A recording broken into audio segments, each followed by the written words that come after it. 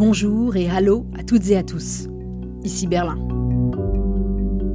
Des centaines de voitures vandalisées depuis le début de la campagne électorale dans plusieurs régions d'Allemagne. De la mousse expansive est pulvérisée dans le pot d'échappement pour empêcher le moteur de démarrer.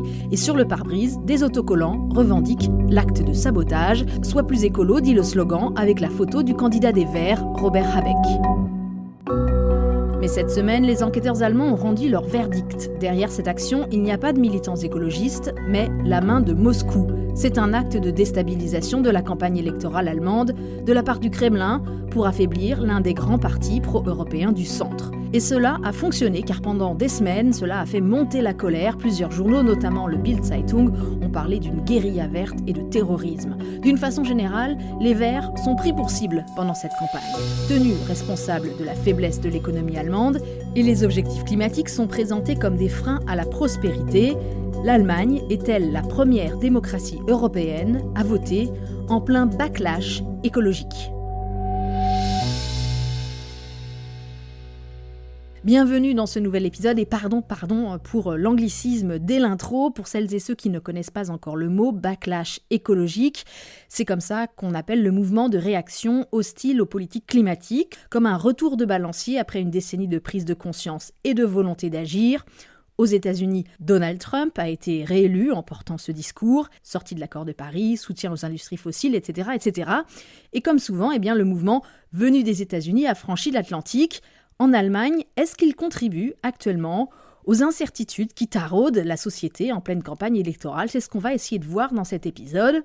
Donc oui, on prend un tout petit peu de recul sur l'actualité la plus chaude, mais on y reviendra dès la semaine prochaine. D'ici là, vous pouvez le noter, on aura eu le premier débat télévisé, c'est dimanche soir, le 9 février. Alors juste un mot peut-être rapide sur les sondages, après les derniers rebondissements de la campagne, au Bundestag, le vote de la CDU-CSU avec l'AfD sur l'immigration, et puis ensuite un week-end entier de manifestations dans tout le pays. Alors on voit quelques changements dans les intentions de vote, mais ce n'est pas encore très significatif. Les chrétiens démocrates se tassent un petit peu, l'AfD est stable ou à plus 1 point, vraiment très légère remontée, et aussi légère remontée des partis de gauche, SPD, Verts et Die Linke, mais il y a encore énormément d'indécis. Tout ça dans un contexte qui est très difficile, tensions internationales, insécurité intérieure avec les attaques de Magdebourg et d'Aschaffenburg en janvier, et puis il y a aussi la récession économique qui va de pair avec des délocalisations. Tout ça, ce sont de vrais problèmes. L'Allemagne doit repenser son modèle industriel, énergétique, changer de cap, et la transition est douloureuse, l'Allemagne est en plein doute, et comme il faut faire campagne très vite, les uns et les autres n'hésitent pas à y aller très fort. La nuance n'est pas de mise, il y a beaucoup de règlements de compte personnels, des attaques directes dans cette campagne. Et le candidat vraiment qui concentre le plus de critiques, c'est Robert Habeck, qui a été ministre fédéral de l'économie et de la protection du climat au cours des 3 dernières années. Friedrich Merz, le candidat de la CDU, favori dans les sondages, passe une grande partie de ses discours à critiquer Habeck et sa politique. Müssen wir auch mal mit der Illusion aufhören, dass man glaubt, durch grüne Politik ein neues Wirtschaftswunder auszulösen. Et il n'est pas le seul, on peut citer Markus Söder de la CSU qui lui refuse catégoriquement le principe même d'une participation des Verts à un prochain gouvernement. C'est le cas aussi de Christian Lindner des libéraux. Et je ne vous parle pas de Alice Weidel de l'AfD. Wenn wir am Ruder sind, wir reißen alle Windkraftwerke nieder! Mit diesen Windmühlen der Schande. Voilà, alors elle veut arracher une à une les éoliennes allemandes, ces moulins à vent de la honte, dit-elle. Alors, quelques jours après, elle a quand même reconnu qu'elle ne le ferait pas. Évidemment, c'était juste une posture symbolique. Donc on est vraiment dans du populisme pur. Mais ça marche, on en parle et la petite musique s'installe. Bonjour Marion Davnas. Bonjour. Chercheuse au Forum pour l'avenir franco-allemand, l'un de nos 7 partenaires pour cette saison 5 du podcast. Et au Forum, justement, le travail des chercheuses, des chercheurs, c'est de regarder en détail ce qui se passe vraiment sur le terrain en France et en Allemagne, jusque dans les territoires, au niveau de la politique environnementale, pour la transition écologique, climatique et énergétique. Marion, peut-être pour commencer, est-ce que tu peux nous faire un bilan de l'action verte du gouvernement sortant ? On le sait, la coalition d'Olaf Scholz s'était dotée d'un agenda très ambitieux dans plein de domaines, mais on le sait aussi, elle n'a pas pu aller au bout de son mandat. Pour le climat, qu'est-ce qu'elle a quand même réussi à faire ? Alors, le bilan vert du gouvernement, il est mitigé. Il y a eu des avancées notables, surtout dans le domaine de l'énergie, avec une progression record des renouvelables dans la production d'électricité. Donc, on a eu un bond spectaculaire dans le solaire et une progression solide dans l'éolien.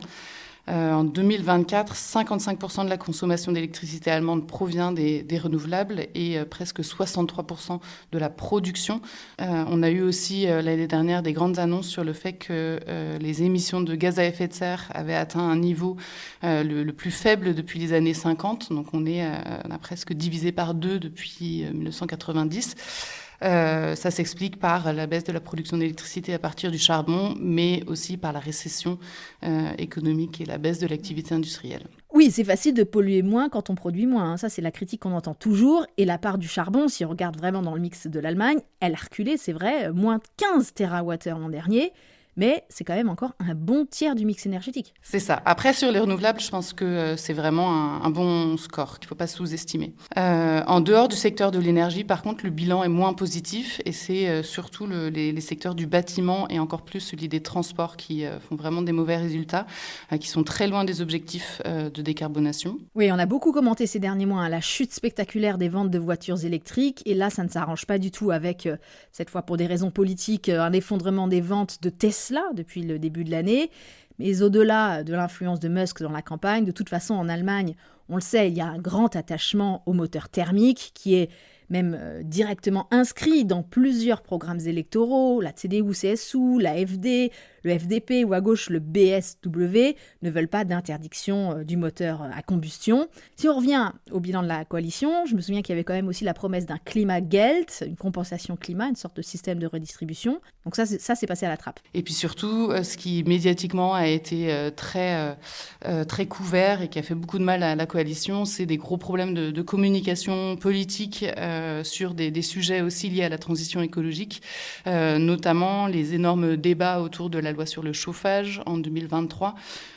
Donc ça a été source de conflits aussi au sein de la coalition gouvernementale. Ça a fait l'objet de campagnes médiatiques virulentes, notamment par des journaux type tabloïd comme le Bild-Zeitung. On a eu beaucoup de déformations des faits avec des mythes d'une interdiction immédiate des chaudières à gaz et à fioul.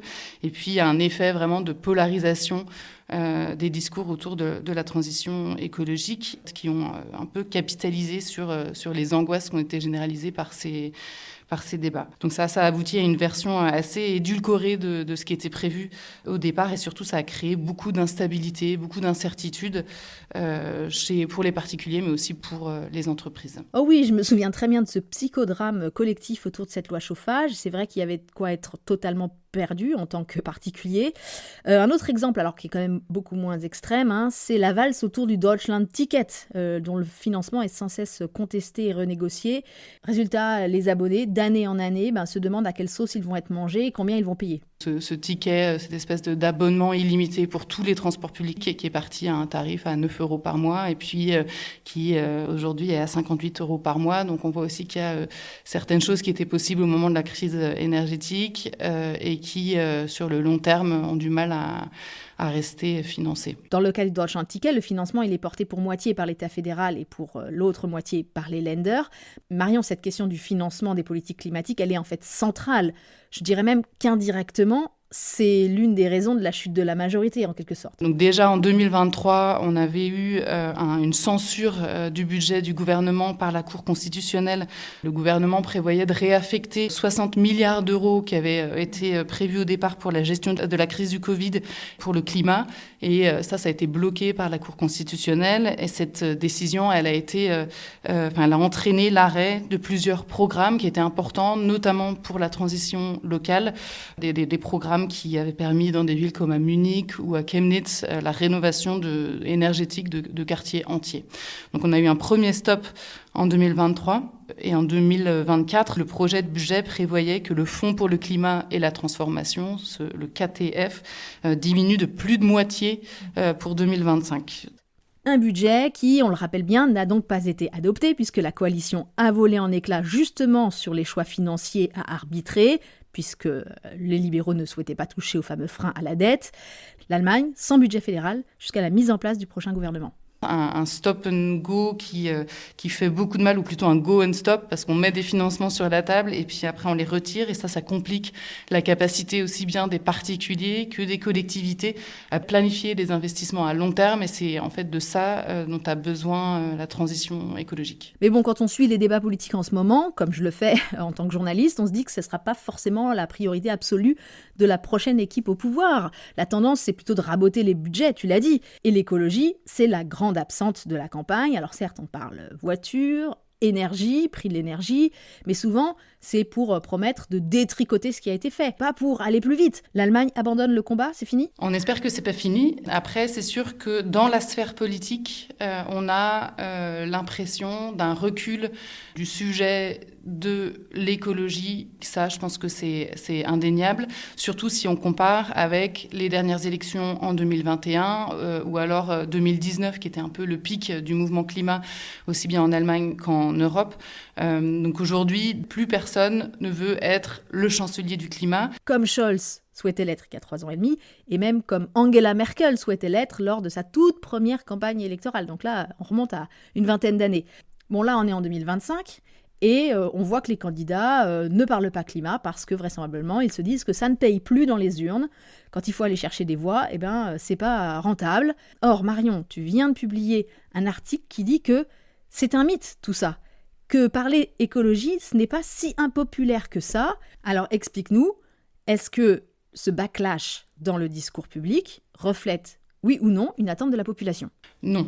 En réalité, de nombreux sondages, de nombreuses études de terrain qui sont menées d'ailleurs aussi bien en France qu'en Allemagne parviennent aux mêmes observations et montrent que le sujet de l'écologie reste un sujet de préoccupation qui est important pour les citoyens et qui d'ailleurs qu'ils sont même majoritaires à trouver que leur pays n'en fait pas assez en matière d'écologie. En 2024, on a eu une étude qui a été menée auprès de 15 000 personnes en France, en Allemagne et en Pologne, et on avait vraiment là des signaux très clairs qui disaient que les populations sont très majoritairement pour une plus grande action écologique par leur gouvernement.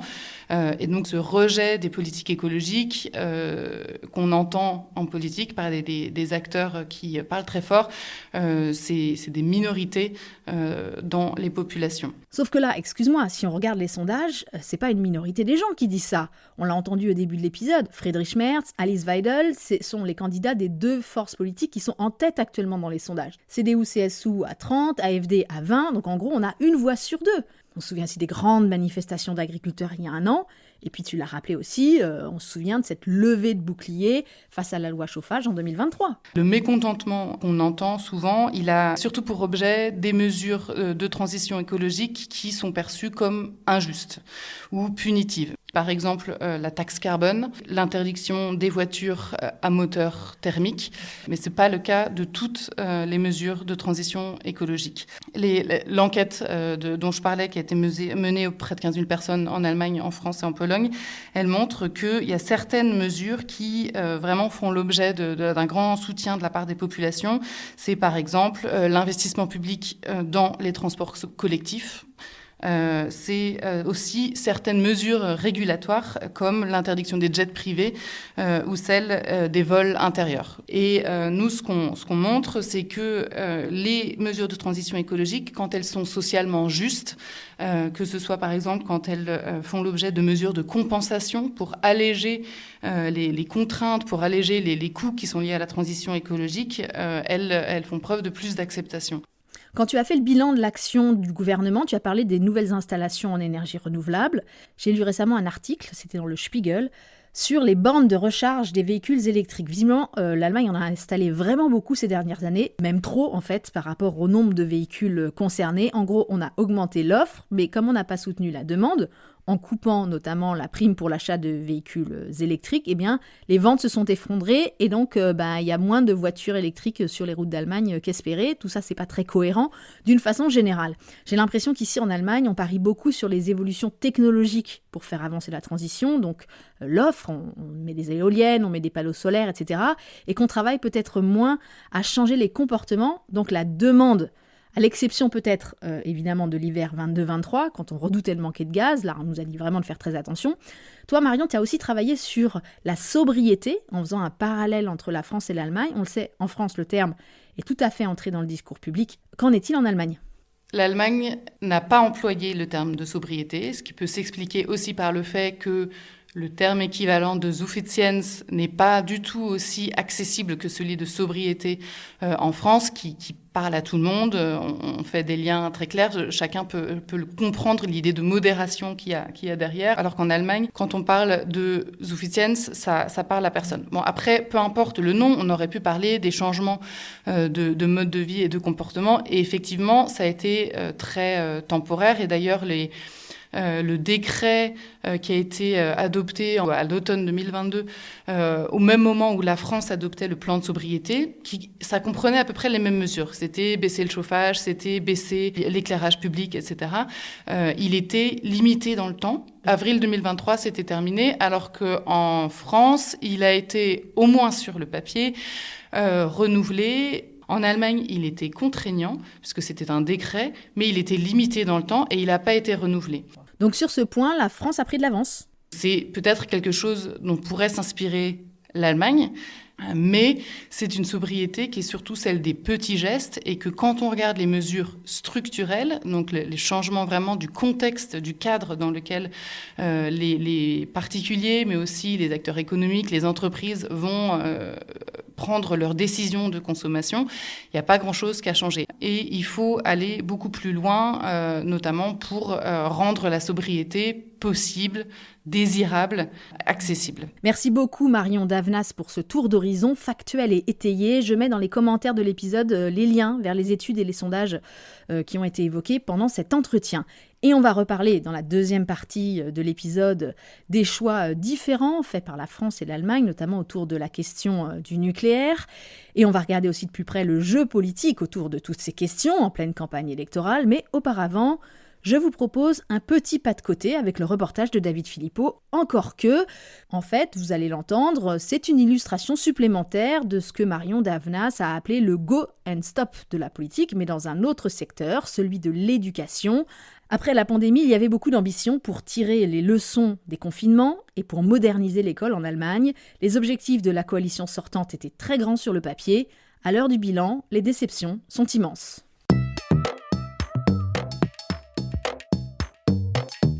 C'est une petite manifestation passée un peu inaperçue il y a quelques semaines dans le flot de l'actualité politique. Elle s'est tenue à Berlin entre le Parlement de la ville et le ministère fédéral des Finances. C'était un rassemblement de jeunes, de profs et de parents d'élèves contre les coupes budgétaires dans l'éducation. Parmi eux, Philippe Den, qui a longtemps enseigné dans un collège à problème de la capitale. Comme beaucoup, il a cru que la pandémie avait donné lieu à une prise de conscience.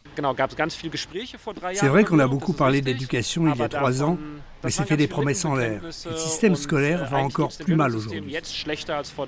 Désormais, il est actif en tant que travailleur social et il a fondé une association pour penser l'école autrement, car il y a urgence, dit-il. Tous les gens avec qui je parle me disent qu'il y a beaucoup plus de comportements à problème chez les jeunes. On voit clairement chez certains qu'ils ont souffert de ne pas être allés à l'école pendant longtemps. Il y a des problèmes sociaux. Les élèves eux-mêmes disent que le sujet de la santé mentale et psychologique est devenu central depuis la pandémie. En Allemagne, l'éducation relève de la prérogative des Länder, mais pour Philippe, c'est faux de penser que la politique fédérale n'a pas de rôle à jouer. Dans le dernier contrat de coalition, il était écrit qu'on devait faire un sommet national sur l'éducation avec tous les acteurs. Ça n'a pas eu lieu. Si on regarde ce qui a été fait, il y a le fameux programme Chance de départ, qui prévoit que l'État donne aux Länder 1 milliard par an pendant 10 ans pour soutenir les établissements en zone difficile. C'est bien, mais ça ne suffit pas. Si on regarde ce que le Danemark dépense pour l'éducation et qu'on le rapporte au PIB de l'Allemagne, eh bien le gouvernement devrait donner 50 milliards supplémentaires par an, pas 1 milliard. Rien que pour la rénovation des établissements scolaires, il faudrait débloquer 70 milliards d'euros. Pour Lilo, une lycéenne, équiper les salles de classe en tablettes et ordinateurs ne suffit plus. La numérisation des écoles n'a pas eu lieu. Il faudrait de vrais cours d'informatique adaptés aux enjeux du futur. Mais rien ne se passe. Et donc, je ne crois pas qu'on nous prépare vraiment à l'ère numérique. Absolument pas. À ses côtés, Frida Engelin, porte-parole du mouvement lycéen berlinois, avoue sa frustration. Pour elle, les jeunes sont les grands oubliés de la campagne électorale. Sans aucun doute, c'est comme si nous ne faisions pas partie de la société. Et pourtant, nous sommes une partie très importante de la société car nous représentons son avenir. C'est nous qui soutenons les personnes âgées quand elles cessent de travailler. Donc nous avons besoin de recevoir une bonne formation scolaire, suffisamment financée, pour garantir un bon avenir. Si les élections avaient eu lieu comme prévu en septembre, Frida et Lilo, 18 ans cet été, auraient pu voter. Ce sont les plus vieux qui vont décider de notre futur. Mais il faut garder l'espoir et c'est important de rêver. 60% des inscrits sur la liste électorale du 23 février ont plus de 50 ans. Les plus de 70 ans représentent un électeur sur 4.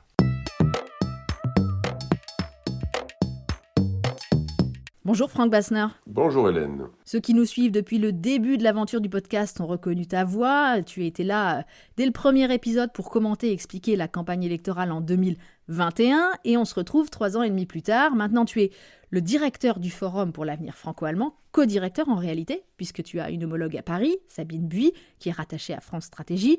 Franck, dans le premier épisode cette année, tous mes invités ont insisté sur la morosité qui frappe l'Allemagne en ce moment et qui, forcément, joue un rôle dans la campagne. Rien que si on regarde le pouvoir d'achat, eh bien, l'inflation, c'est vrai, elle a ralenti, mais le coût de la vie est devenu un vrai sujet, notamment le coût de l'énergie, ça pèse sur les finances des ménages et des entreprises. Aujourd'hui, le mégawattheure d'électricité en Allemagne est l'un des plus hauts d'Europe, 80 € en moyenne contre 26 par exemple en Suède. Et donc c'est facile d'accuser la politique, notamment la politique de transition énergétique. Est-ce que tu penses que la transition écologique participe à plomber l'ambiance en ce moment en Allemagne ? C'est vrai que les anciennes certitudes des Allemands ont volé en éclats. C'était un triptyque entre la sécurité, c'est l'OTAN qui s'en occupe, les États-Unis, l'énergie bas prix, c'est la Russie qui fournit, et le marché mondial nous permet d'exporter. Bon, ça c'était un peu les 3 piliers du succès allemand pendant des années quand même, et ça a quand même, on le sait, radicalement changé avec Trump, avec Poutine, et avec évidemment aussi le coût de l'énergie qui fait partie de cette transition écologique, parce que si on veut basculer vers le renouvelable, si on veut économiser de l'énergie, eh bien il faudra adapter le modèle industriel, ça c'est un gros morceau. Il y a des études qui montrent bien que l'industrie, en partie, va être délocalisée, parce que tout ne pourra pas rester en Allemagne avec le prix de l'énergie. Ça préoccupe, mais c'est aussi un grand défi pour les villes, avec lesquelles le Forum pour l'avenir a beaucoup travaillé, parce qu'une ville doit faire des investissements très lourds pour adapter la mobilité, pour isoler les bâtiments, pour produire de l'énergie, de la chaleur. Et tout ça en même temps fait que la transition écologique actuellement est passée un peu au second plan parce que la sécurité, la Russie, l'Ukraine, ça pèse beaucoup, mais ça reste un sujet de préoccupation. L'Allemagne a fait beaucoup d'efforts, c'est vrai, mais pour l'instant, l'impression qui domine, c'est qu'on n'en voit pas beaucoup les bénéfices. Et du coup, on peut comprendre que certains disent maintenant que c'était peut-être une erreur, qu'on s'est fourvoyé. Et puis, il y a même ceux qui disent, en surfant sur ce fameux discours du backlash, qu'il faut carrément stopper ces politiques, stopper la transition. Qu'est-ce que tu réponds à ça ? Alors, toutes les transitions en cours nécessitent du temps. Mais l'engagement est pris et la route est déjà prise. Donc, on ne peut pas faire simplement marche arrière. C'est une grande erreur de croire qu'on puisse arrêter tout ça. Personne, au fond, de ceux qui sont actifs, qui sont à la manœuvre, que ce soit dans l'industrie, que ce soit dans les villes, les mairies, personne ne veut faire marche arrière. On veut peut-être moins accélérer, on veut peut-être ralentir un peu le processus, discuter des priorités.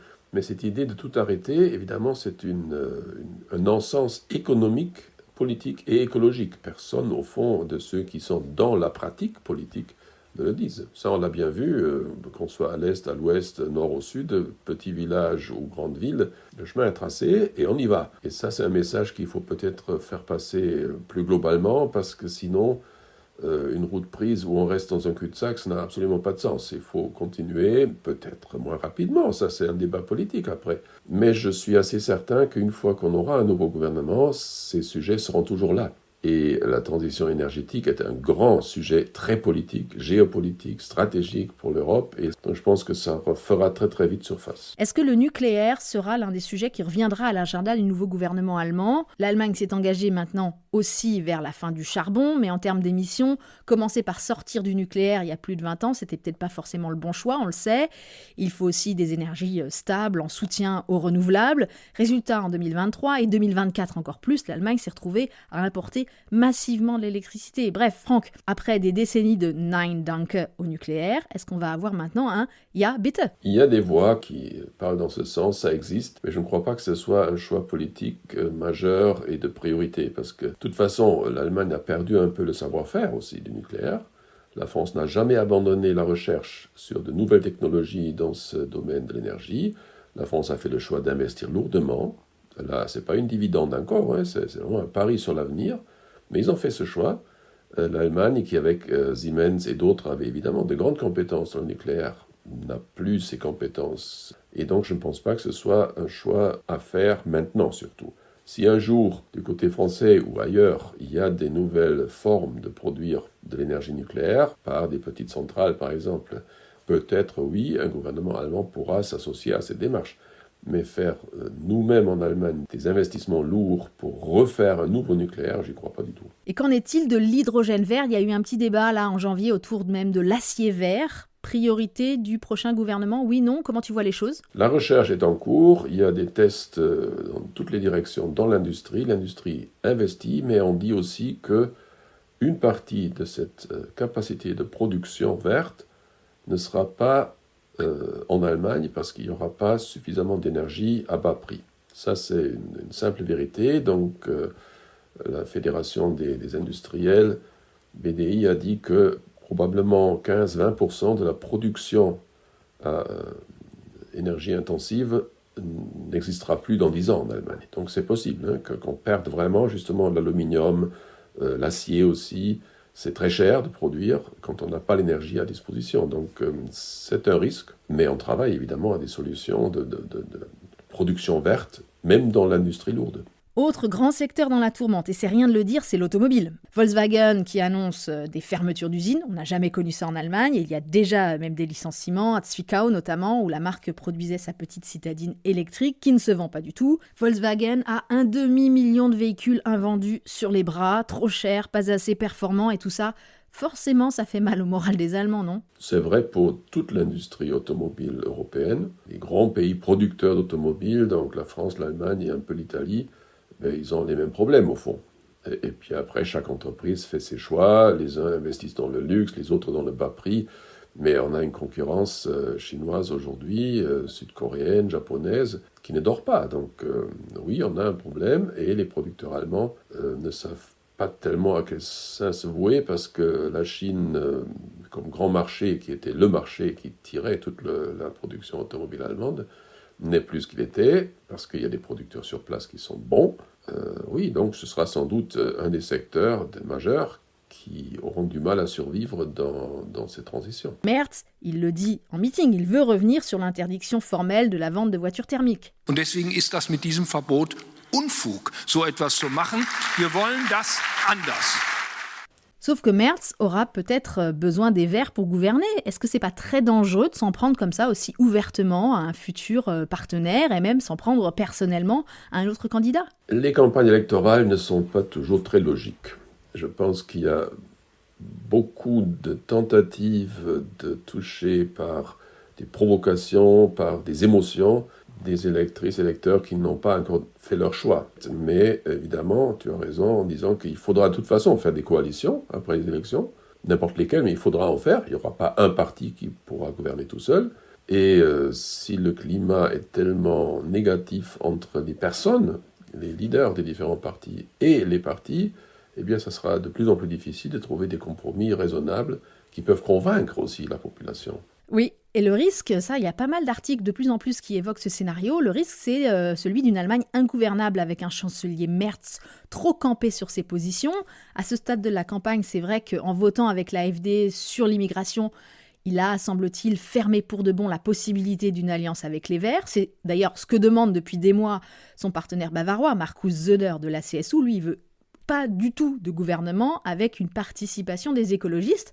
Mais en même temps, si la droite conservatrice refuse de discuter avec l'AfD, on se dit qu'au bout d'un moment, ça sera impossible de résoudre l'équation. Et j'entends même des théories ici, des rumeurs à Berlin selon lesquelles Merz pourrait être remplacé au moment des négociations par une personnalité plus consensuelle, plus au centre de la CDU, une personnalité qui pourrait parler avec les Verts et l'USPD, parce qu'au fond, il n'y a pas d'autre choix. Rien n'est définitif dans ce jeu, et tout le monde l'a fait comprendre, que quand même après le 23 février, il faudra bien s'asseoir et discuter. Il n'y a pas 36 solutions. Tout dépendra des petits partis, est-ce qu'ils vont entrer ou pas au Bundestag, la nouvelle loi électorale fait que le nombre des députés ne sera plus le même. Tout ça, c'est des éléments de l'inconnu, on ne sait pas. Voilà. Et donc, évidemment, tout le monde devra parler avec tout le monde, ou presque. On va espérer, Franck, que les négociations ne durent pas trop longtemps. L'Allemagne a besoin d'un gouvernement en ordre de marche rapidement, elle a besoin d'un budget, et l'Europe aussi a besoin d'une Allemagne qui fonctionne. Qu'est-ce qui pourrait faire bouger les lignes ? Un accord sur l'immigration, là, Merz a dit qu'il ne tolérerait aucun compromis sur ce point. Alors peut-être sur le fameux frein à la dette, la gauche, SPD ouvert, pourrait mettre ça sur la table au moment des discussions. Tu vois la CDU-CSU accepter une réforme, accepter de bouger ? Tout le monde sait qu'il faut des investissements massifs, que les chemins de fer ne fonctionnent pas. Nous savons tous que les autoroutes sont en mauvais état. Nous savons tous qu'il y a le haut débit, la fibre qui doit être accélérée. Les gens qui vivent en Allemagne savent qu'il y a beaucoup à faire. Là, il n'y a pas de doute. Les ponts, n'en parlons pas, les écoles qui sont parfois vraiment en très mauvais état. Et tout ça dans un pays qui se dit toujours très riche et qui l'est par rapport à d'autres, eh bien, on doit investir, point. Et sans aucun doute, ce frein à la dette sera adapté, transformé, qu'on appelle ça après des budgets parallèles, qu'on dise qu'on maintient la dette, le frein à la dette, mais on investit quand même, tout ça, ça reste à voir. Mais oui, il faut mobiliser beaucoup d'argent. Et comme l'Allemagne est peu endettée par rapport à d'autres pays européens, il y a les moyens. On peut faire si on veut. Et tout ça, on le verra le mois prochain, en mars, parce que même si elles sont rapides, les négociations de coalition dureront au moins jusqu'au printemps. Et comme c'est déjà le cas pendant cette campagne électorale, avec Elon Musk d'un côté et maintenant les Russes de l'autre, eh bien l'Allemagne doit se préparer à ce que les pressions extérieures et les tentatives de déstabilisation se poursuivent après le vote. Et il faudra que les démocrates gardent bien la tête froide et restent bien informés. D'ailleurs, ce podcast recherche en urgence des sponsors et des mécènes. Les comptes n'y sont pas pour finir la campagne. Le lien pour le financement participatif est dans les commentaires. Merci beaucoup. Et merci d'avoir écouté cet épisode. La semaine prochaine, dans le podcast avec un K, on reviendra sur le premier débat télé. Et en pleine conférence pour la sécurité de Munich, on discutera défense et souveraineté. Je m'appelle Hélène Kohl avec un K et je vous dis à bientôt. Bis bald.